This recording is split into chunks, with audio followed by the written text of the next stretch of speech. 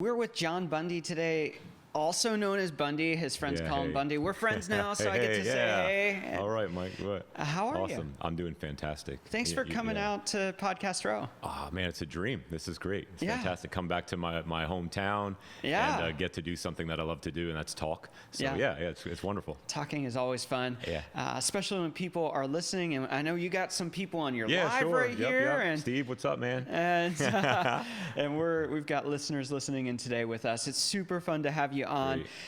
I always like to just start and get this out of the way because people want to know this. Right. The guest always wants to share this. How can people find and connect with you? Oh, wow. JohnRichardBundy.com is currently under construction, but you'll know it when you get there because you'll see this beautiful face. So www.johnrichardbundy.com, and then also on Facebook. You can look me up, John Bundy, if you look Yorktown, Virginia. Also, let's see, Scribe Design. So at Scribe Design and at morningfuelpodcast.com. Super cool. We're going to be talking about a lot of cool stuff today. We're going to be talking about Ignite workspaces. Ignition. Fuel, where fuel and ignition, cause an explosion. So that's what we're doing. I should do a better job of writing clearly so I can read. So, ignition. Yes, sir. Like your ignition in your car. Yes. Starting the ignition. Getting it started. All right, it is 9 a.m. We've only had one cup of coffee so far. Yeah, I had a Red Bull. It's not kicked in. I need five more, I think, here. We're going to talk about collaboration. We're going to talk about your podcast. We're going to talk about Scribe Design, video, using video to promote your business. We're going to talk about a lot of fun things. Right. But before we talk about all of those, I want to get your backstory. Okay. Because you got kind of a cool story into entrepreneurship. Yeah. Sure. And so I want our listeners to know a little bit about who you are. So tell us about that journey of child into entrepreneur. How did you get from point A to point Z in this journey? Wow. I won't go too far back. All right. But originally from Long Island, New York, been down in Virginia since '88, married, 2 daughters. My oldest daughter's 21. My youngest, Kimberly, is 14. Wow. And she told me one day she wanted to be a YouTuber. And initially I was like, 14-year-old girl on YouTube. I said, nah, I don't think that's going to happen. But I was like, you know what? This is a great way for us to connect. Let's learn this together. So we started her YouTube channel. So Kimberly Faith TV, she gets on there, and what does she want to do? She wants to encourage her friends. So they're going through stuff, teenage girls. Yeah. So she talks about that stuff, and then talks about how she's overcoming it or how she's still struggling it and what she's doing. So as I'm doing that, as I'm director, producer, editor of her YouTube channel, I'm like, I like this. This is fun. I've done graphic art and design for the past 20 plus years. Yeah. I've done some video before. And then as soon as I started producing her podcast, I was like, well, what can I make this a living? So I'm starting to, and it's happening fast. Oh, wow. Yeah, so Scribe Design, we create humorous videos for social media to draw the attention of a crowd and start a riot around your product or service. So that's what we do. Wow. Yeah. Wow. Really, really cool. I love that. It sounds like your journey of entrepreneurship didn't start out of a place of so many entrepreneurs. We hear about their story of like when they're 5, they're selling lemonade, and when they're 6, they're starting the next tech stuff. Like driving his big wheel, right? No, but always creative. Yeah. I remember vividly when I was maybe about 10, 11, 12 years old. I'd be out in the backyard with a stick fighting dragons. Like I was a knight in shining armor, and I feel like that's coming full circle to today. I'm kind of doing that for businesses. I get out there and I'm fighting for people and encouraging people. Yeah. So, yeah. Well, you talked there about using video in a humorous way to tell stories, to get people to engage with that story. Right. Finding something that's engaging, something that's funny, and something that captivates an audience is hard to do. So let's talk a little bit about that and how you use humor or videos for businesses to help them connect with their audience. What do people need to know about that? Okay, well, it's not new, first of all. No. So TV was invented to sell things. So we're watching a program so that we can buy stuff when the commercial comes on. So it's not new, but let's see. I'll just give an example. For example, one of my clients, Cryo 17 Newport News, they do cryogenic therapy. So you get in this chamber for 3 minutes, and it's like negative 150 degrees, and then it has these great benefits. I tried it out; it works. So people are afraid of that, or they don't know about it. So what we do is we think, well, what's funny about that? Well, what's funny about that is maybe some of the questions that people have surrounding it, like, is this going to freeze my balls off? Kind of stuff. So we did a commercial based around that. The fears that clients have, and then the dispelling of the fears with somebody explaining to them how it really works. Yeah. So we put that into a funny commercial. We have a young couple come on there. They're afraid, but then by the end they've got cryo and they feel great. Yeah. So as we're entertaining people, we're educating folks about the product and service as we go out throughout this commercial. And then at the end of it, we have a call to action where folks can sign up, go to the website, buy their stuff, stuff like that. So yeah. We go on social media because we're bored. Yeah. So we want to be entertained. And if it's not entertaining, you just scroll on by it. Right. So we try and catch people's attention and keep it. Figure out funny ways to engage people where they're feeling like, hey, this makes sense. Right. Yeah. Right. Super cool. Now you are in the space of communicating messages. Yes. But you also realize that in business, you can't just communicate your message one way. You have to do it in collaboration. Right. Absolutely. I'd love to talk a little bit about how you collaborate with clients to help them do that. I come in, let's say, and I say, I have an idea, or I have a brand or a business that I want to promote. It's not a one-way street where they just come in and say, hey, I want this, just go film it for me. Right. Talk to us a little bit about that process of going from you have something that somebody wants to promote, but you need to collaborate to give them an outlet that feels authentic to them, but also communicates with their audience. How do you navigate that collaboration to create? Really, it's face-to-face. It's just get together with people. Now, what I do is mainly B2B. So I'm doing, this with business owners. Yeah. I do really believe wholeheartedly that we as individuals are a personal brand. Not only have I been listening to big names in business say that, but I believe it. And, the resume was a piece of paper, no longer is. Your employer that you're trying to get a job with looks at your Facebook first. Yeah. So if they like you, they're going to hire you. If they don't like you, they're not going to hire. So behave yourselves on Facebook. So when I get together with a client or a business owner, for example, I want to get to know their heart. Why do you do what you do? Yeah.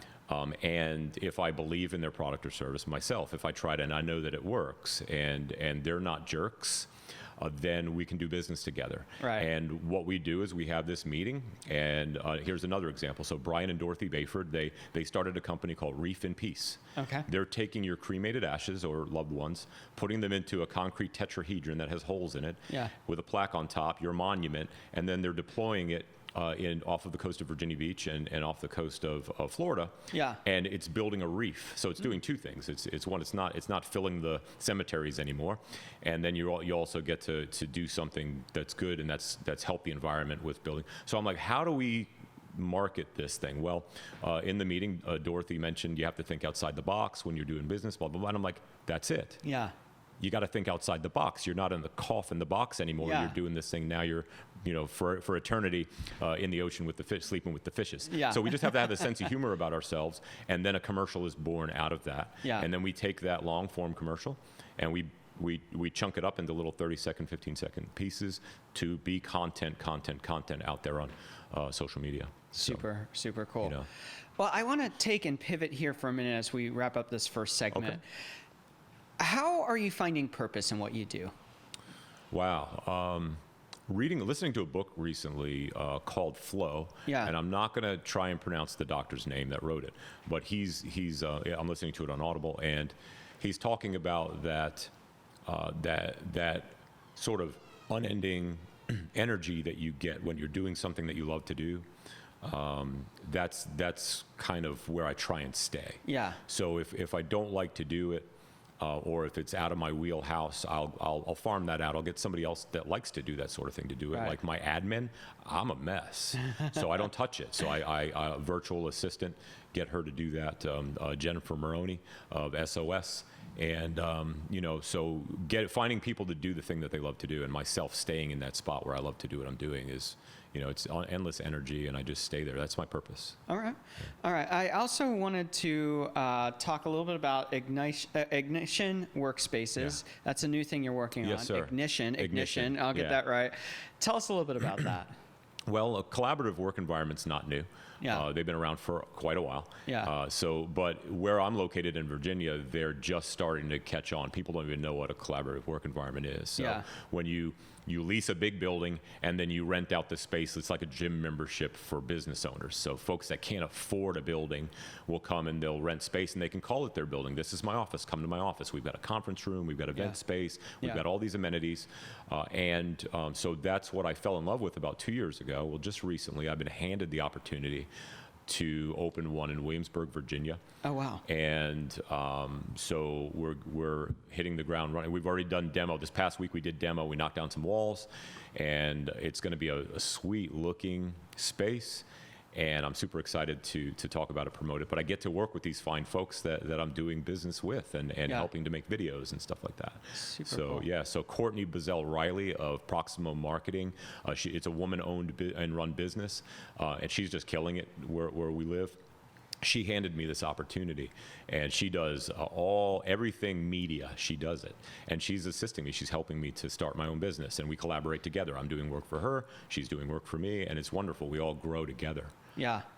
Wow, crazy. So for you, in the businesses that you run, what's one challenge you're currently working to overcome? Time. Okay.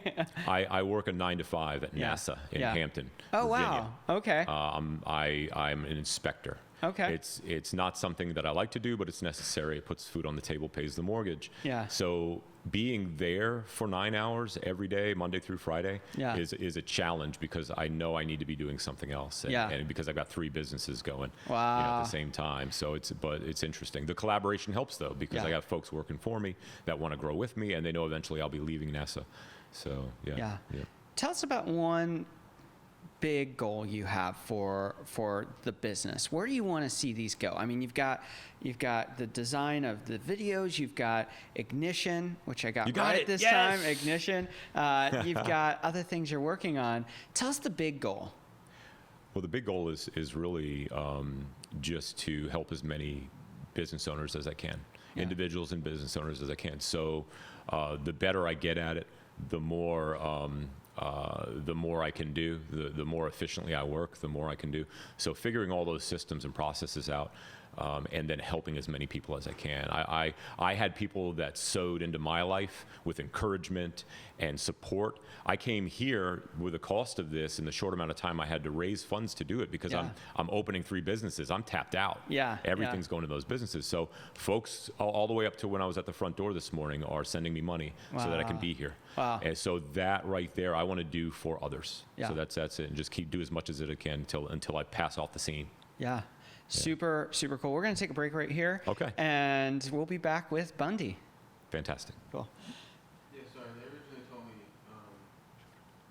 20 minutes, and we had at 9:20, and I said 40 minutes. So we got another 20 minutes. Yeah, that's what I thought. Cool. Yeah, that's what I thought. I was like 5 minutes. I was like, that's why I pulled out my cell. I was like, wow, time just flew by so fast, man. 12, there were like 9 minutes left. So I'm like, oh shit. Okay. Yeah. She was like, we wrapped at 9:40. Yeah, no, that's fine. I was pretty sure that's what it was, and we do segments anyway, so it works really, really well.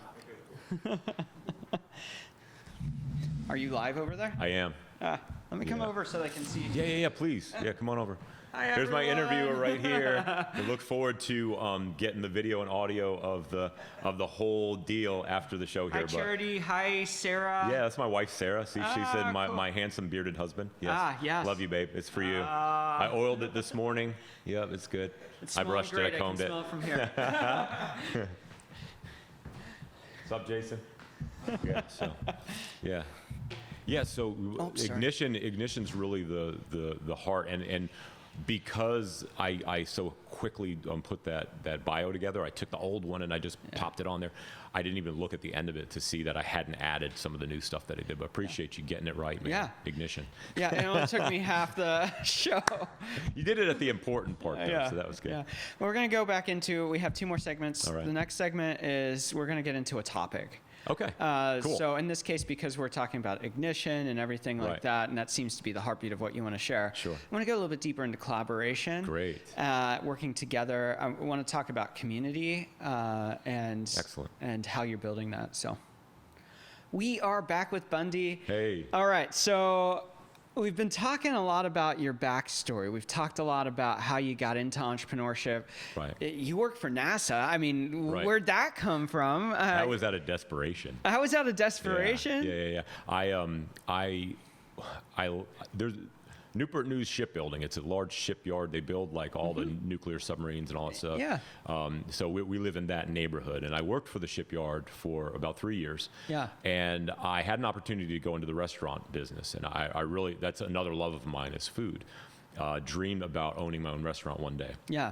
So I started working moonlighting.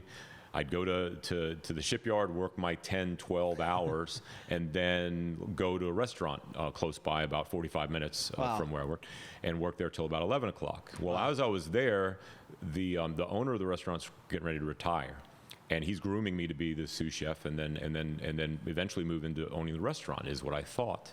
As soon as I quit the shipyard, that job fell through. Wow. So I'm jobless. Yeah. And I've got a wife, 2 girls, we're taking care of my mother-in-law, all living in the same house. And I spiraled into depression and anxiety, and I couldn't get out. It was it felt like an eternity. Wow. But because of the prayers of my friends and my wife and my daughters and their support, and then also starting into some daily practices in the morning, I started recovering from that. And during that recovery, a friend of mine knew I was looking for work, and he worked at NASA. Wow. So I was like, how in the world am I going to get a job at NASA? I don't math, so I just don't. Hey, it was boom, boom, boom. I'm in NASA, so I'm working at NASA as an inspector now for the past over 2 years now. Wow. And of course, that spark of creative is stifled in that environment because I just math. Yeah. So I always had this, okay, what can I do? And then my daughter wanted to be a YouTuber, and next thing you know, here I am doing what I do, and it's been amazing, and it's only been a very, very short period of time. Well, I think that there was something really powerful that you mentioned in that story that people would gloss over, and that is whether it's entrepreneurship, whether it's just life in general, we need each other. Yeah, we do. And so often, especially in the story of business, it's my business. I've got to make it work. I've got to do it. Right. In the story of life, so many people are struggling, right. And it's, I've got to fix this. I've got to do that. But there is power in community. There is. And you mentioned you had friends, and through prayer and support and friendship, it helped you get through that depression. Yes. And I think many entrepreneurs need to learn that lesson. So let's talk a little bit more about community. Love to. Wow. Yeah, my favorite. Yeah. And you are building community with Ignition. Yes. You are in community with the people around you. Yeah. How is that being a superpower, if you will, to really turbocharge what you're doing? Yeah, wow. Well, first of all, I know I can't do it without others. Yeah. I think as I tried for years to do graphic art and design, it was always me. So I was a solopreneur. Yeah. I didn't really know even what that was at the time, but I was trying to do all the work myself. Yeah. And you cap out really fast. Yeah. And then the things that you're not strong in, like for me, it was admin. It was taking care of the paperwork. It was invoicing, all that stuff. I was very, very poor at that. I could do the creative. I could get the jobs. I could talk with the clients. But everything else was falling apart. So then eventually the business didn't last. So I was in and out of trying to work for myself while I'm working full time for years. Yeah. So now that I know that I can't do it, I always invite people into the story. And so I'm continuing to look for, and every time I'm with somebody, I think, how can I hire this person to work with me or for me, depending on what type of business they have, and how can I help them? Yeah. So that's been there, part of my heart, so that when I stumbled across the collaborative work environment 2 years ago, I was like, I need to duplicate this. Yeah. So 2 years ago, I started looking for a building, and it fell through. There was a lot of work needed to be done to the building, and I really couldn't get people to catch on to what a collaboration space was. Like I said, where I'm at, they're just starting to exist. Yeah. So I finally ran into a lady that had been doing it. I want to pause you there because sure. I think we say all the time on the show here, isolation is the death march of entrepreneurship. Yeah. And small business, for that matter. Yeah. So often we go on this journey of entrepreneurship, like you have an idea, you have a dream, you have a concept. Right. And you just kind of don't know where to start. Right. So you just kind of step out and you're like, yeah, okay, I got to do this on my own. And in that, I think they talk about the life cycle of the average startup or the average small business being 3 to 5 years. And most of them fizzle out way before that. Being in community when building your business is really powerful. Yeah, it is. And I think that we need to do a better job of filling the gap when people start up, getting them in that community early on. So you're talking here about a lot of the people that are coming into Ignition are partnering with you in some way. They're in the early stages of their journey. So talk to us a little bit about some of those challenges that they're facing, specific that are different than maybe established businesses. Because a lot of people, when they think WeWork, when they think of these co-working spaces, they're thinking we might need a place for one of our employees to go. That's working remotely. Or we may need a small place for our team, or I'm just a graphic or web designer, I need to go get a space there. And so a lot of those businesses are already in formation stage. They already have some legs, they already have some existence. But I think one of the things you said there that really stood out to me is that you are early on saying, hey, come be a part of this community from day one of starting your business. And that seems like a really, really good place to set a foundation that's very firm. So talk to us a little bit more about that. Well, my story is starting business.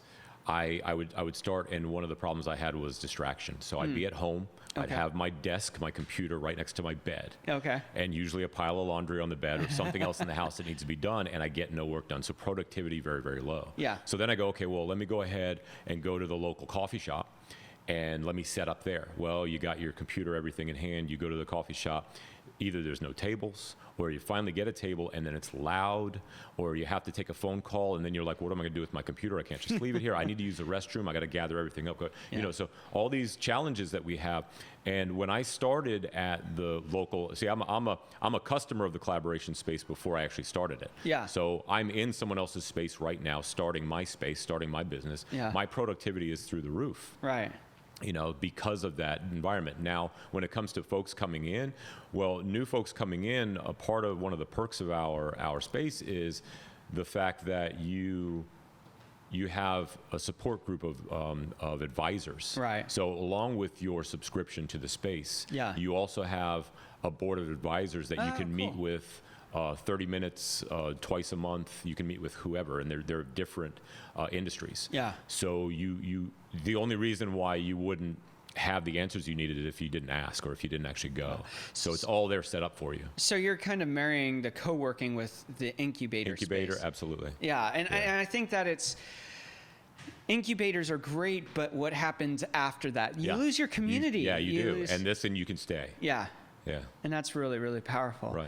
So what are some of the other lessons you've learned about community and how it plays out with business? Well, I think that you have to understand that there's more than enough pie. So I know that some of the networking groups I've gotten involved with, you could only have one of each industry. I think you lose something there because you and say you're a plumber and then another plumber there, you can teach each other stuff. And if you understand that your friends, you're both in the same business, yes, we can learn from each other, and there's more than enough customers. So the ability to get with people that are doing the same thing that you're doing and not be afraid that they're going to steal your ideas or whatever, or steal your business. I go to church. And my pastor's awesome. He's a businessman too. He does. His name is Ken Kramer. He also does life coaching and like that. So he's so I can go and I can talk to him and have conversations with him and but. I love him. We've been going. My family and I've been going there for the past 15 plus years. But if I meet somebody that wants to start going to church where I live in Yorktown. I know other churches in that, and I would say go to that one. It's closer to your house. So I'm not going to say no. You got to come to ours. So it's the same with the businesses. It's like, okay, if they're closer to you, or some people do business with us because they like us. They don't do business with us if they don't like us. No, like and trust. So if you got a personality that you work best with, you go, you'd really be good with so and so the plumber. Or depending on who you are. So that's really the way it works. Is you gotta not be afraid. You can't be selfish in business. If you're selfish in business, you're gonna shrivel up and die. So it's about being generous and sharing. So good. I'm a person of faith myself. All right. Pastored for years. Wow, cool. love that so many entrepreneurs are willing to talk about their faith more, and how that's a foundation for what they do. Right. And I think community plays into that, a community of faith, being a church or whatever that may look like for that individual. And there's a wealth of value there. So I just want to pivot here for a second and just ask the question, how does faith inform your decisions as a business person, as a person who is building what you're building? Good question. No one's asked me that before. Well, I have to personally say that being a man of faith since '94, and learning and stumbling and falling and growing and falling and falling and falling and growing, there's always been that spot to go back to. Yeah. No matter if everything else falls down, there's always been that point to go back to. Yeah. No matter how hard it hurts, you can get this spot, this safe place. So that was really integral in getting me out of that spiral of depression and anxiety. When I started those morning rituals, one of them was meditation, and prayer, and journaling and like that. So when I get to wake up each morning and meet with my Creator, and take some time and actually shut up. A lot of times people pray and they don't stop, they don't listen. So and actually have that time where I'm silent. I believe I'm given the answers that I need. Everything that I have, I believe, has been a gift, and I've been in this constant state of flow over the past couple of months, just kind of walking along and going, oh wow, that's cool. Oh wow, just taking these things that are being handed to me, and it's effortless. But then at the same time, when there was that challenge, when I was in that really, really dark spot of where I was waking up each morning hating the fact that I woke up. I was going through this period of time where I didn't want to be alive. It was that painful emotionally and mentally, and I didn't think it was going to end, so I didn't see any hope. So having that ability to, even in that time, through that dark time, to be able to go somewhere and say help, and then listen and get the answers to get out and what you need. So very important. Very cool. Love that. We want to talk about one last thing in this segment, and that would be your podcast, because you have a show too. Yeah, I do. Look, and I brought coasters. You brought coasters. Morning Fuel. Yes. Yeah, your story doesn't belong to you. Yes. Tell us about it. Yeah, so my wife told me years ago that I have a face for radio, and I was like, I'm going to go with that. Yeah. And so I started trying to get into radio, amateur radio. We did some volunteering and stuff like that. But the thing about radio stations is usually only a handful of DJs, and no one wants to give up their jobs. So these jobs aren't plentiful. But anyone can do a podcast now. So it's been an idea for a while. And what I do is I bring on local business owners. We usually have a relationship. Either we've met networking before, or they're actually some of my clients. I have them on the show, and it's a free show. They come on and they talk about what they do and why they do it. And we get into topics such as faith. We get into topics as family and the idea, where'd that come from, stuff like that. And then other people get to hear their story and get brave and maybe start their own business, you know, or do that thing that they've been not wanting to do for a long time. So that's what we do on Morning Fuel. Yeah, it comes out Mondays, Wednesdays, and Fridays. It's available on every podcast platform. Super cool. All right, we're going to wrap up this segment. I want to make sure that we mention one more time where people can find and connect with you. Okay, great. Well, JohnRichardBundy.com. Also, Scribe Design at Scribe Design 1 on Facebook. Scribe Design also has a YouTube channel, and Morning Fuel has a Facebook. It's a Morning Fuel podcast on Facebook as well. Super cool. We will be right back with Bundy for rapid fire questions. Okay. Wow. Cool. Cool. How are we doing over there? We have, you said 9:30? Yes. 9:30. Hey, Ed, what's up, man? Cool. So we have 5 minutes. Cool. Rapid fire questions. All right. Awesome. Cool. Get ready for rapid Gives fire. Us perfect time for that. So we are back with Bundy. All right. It's that time in the show where I have to ask, are you ready for rapid fire questions? I am ready. All right. First question. Shields are up. All right. All right. As a child, what did you want to be when you grew up? I wanted to be a fighter pilot. I wanted to be a fighter pilot or a knight in shining armor. Okay. Yeah. Well, there's space for both of those. Yeah, sure. Yeah. What's one tip you'd give someone with a big idea or dream and they don't know where to start? Don't be afraid to talk about it.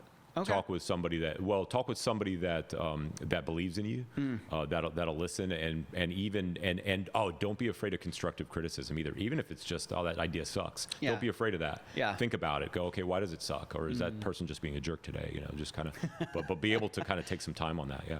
What's one big lie about entrepreneurship you'd like to break? That anybody can do it. All right. And what do you mean by that? Well, I think sometimes people think that, I'm getting this from a book called The E-Myth by Michael Gerber. Yeah. That you have to be an entrepreneur to start a business, and that's not true. Right. So really anybody can do it, but I don't think everyone can or should. Yeah. And it really is depending on timing too. Are you ready? What is one big change you'd like to see in the world? I just want people to love each other, man. I tell my girls, when they're fighting when they're younger, it was like love one another. Love one another was the thing, and how treat people how you want to be treated, kind of stuff, and also have grace. When someone's having a bad day, don't stop being their friend, because don't unfriend them because they said something that you didn't agree with or whatever. What do you want your legacy to be? Wow, I want my daughters and their children and their children's children to love God, and also to believe in themselves, and to do that dream that they have in their heart. Just to do it, go for it, try it. I mean, you regrets if you don't even try it. Where do you find inspiration? I find inspiration in the scripture. I find inspiration in my daughters, my wife, even my mother-in-law, believe it or not. I find inspiration in worship, in music. Yeah. Praise and worship. I find a lot of inspiration in that. What's one book you think every dreamer or entrepreneur should read? Oh, wow. Blue Like Jazz. I love Blue that. Blue Like Jazz, yeah. Donald Miller. That one absolutely changed my life. Also, The Shack is another one that really gets you thinking. Yeah. How do you define success? Well, if you followed Gary Vaynerchuk at all, listen to anything he has to say, it's happiness. So success is happiness. Success equals happiness. What's one trend you're currently excited about? I'm excited that the radio is coming back. I'm excited that people are going to be sitting around their Alexa pods instead of around the TV and listening to stories. Yeah. Also, just the fact that because of the ease of audio, being able to just say, hey, Alexa, read me my daily brief or something like that. No one's going to touch anything. You're just going to walk in your bathroom and ask them to read the newspaper to you or whatever. What is one habit that is helpful in your life as an entrepreneur? Exercise. Okay. Physical exercise first thing in the morning. All right. Yeah, yoga, and I run as well, so that helps me. When I skip it, I feel it. Yeah. Yeah. What's one thing you wish you would have known when you first started out? Wow. When I first started out, that's a tough one. It's okay to fail. Yeah. I would be down for a long time, down for the count. I wouldn't get it back up after I failed, but now I learn from it and actually welcome it. Yeah. If you weren't doing what you're doing today, what do you think you'd be doing? Wow. Still working at NASA? Seriously, I mean, and miserable, but no, I mean, what I'm doing right now is what I want to do and what I've been doing for a while. So, yeah. Our final rapid fire question for today. It's the big one. Uh-oh. My favorite one. Come on, man. Yeah. What is one dream you're still wanting to fulfill in your own life? I want to travel across the country in an RV with my family, take like about a month and visit all of the national, all the things that are destroyed in like adventure movies and sci-fi movies, all those national monuments. Yeah, that's what I want to do. Go to the Grand Canyon, the Hoover Dam, and ask them for some dam bait and stuff like that, That's super cool. Yeah. Well, as we wrap up today's show, we always like to leave our guests have a final thought. What's your final thought for our listeners today? Wow, if you're not happy, get happy. Like go after that. And if it's going to take you doing something or stopping hanging around certain folks that are dragging you down, get away from them or do that thing that you want to do and get happy. Yeah. As we wrap up the show, I have to say I have a little bit of envy. You have the coolest beard of today, and I love it. Super fun. Thanks for being on the show and sharing with us your story. Thank you so much. Thank you. Cool. That was awesome, man. Thank you so much, dude. Yeah. Bye. See you later.